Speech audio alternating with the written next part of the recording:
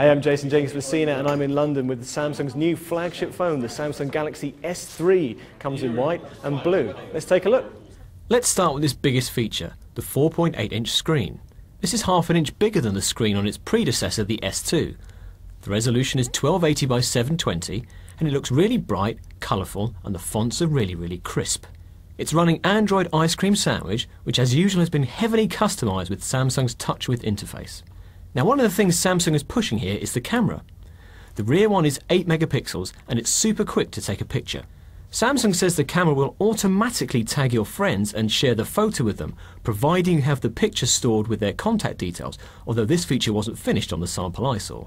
What was working was the burst mode, which lets you take up to 20 photos in one go, and something called Select Best Shot, which takes 8 photos and recommends the best one. Elsewhere you can record 1080p videos and take still pictures simultaneously, although only at 6 megapixels here. At the front is a 2 megapixel camera, which works with something called Smart Stay to keep the screen from dimming while you're looking at the phone. Inside is Samsung's own quad-core chip running at 1.4 GHz. Samsung says this uses a lot less power than the dual-core processor in the S2. Now combine that with the high-capacity battery and that means the S3 will last longer away from the mains than the S2, or so Samsung says anyway. There's no final figure for battery life yet, but I'm told to expect roughly 13 hours. The S3 feels really good in the hand, nice and light, and it's just 8.6mm thick.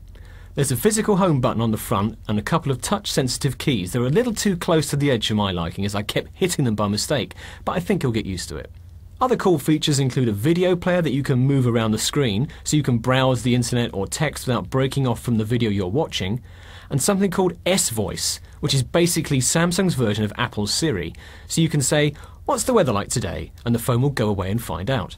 With S-Beam you can share files over Wi-Fi with another Galaxy by tapping the phones together, and you get a free 50GB Dropbox account with every S3, which impressed me. It will come in 16, 32 and 64 gig versions, and there's also a micro SD slot for a further 64 gig of memory if you need it. But the best thing of all for me is the removable battery, so if it dies you can replace it with a new one, unlike many other high-end phones at the moment. The HSPA version of the S3 is going to be available in Europe first towards the end of May, then in the other countries that use a GSM standard afterwards. An LTE version for America will follow, but not until December. Sorry folks.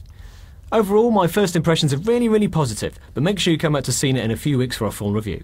So that's the Samsung Galaxy S3. I'm Jason Jenkins for CNET. See you next time.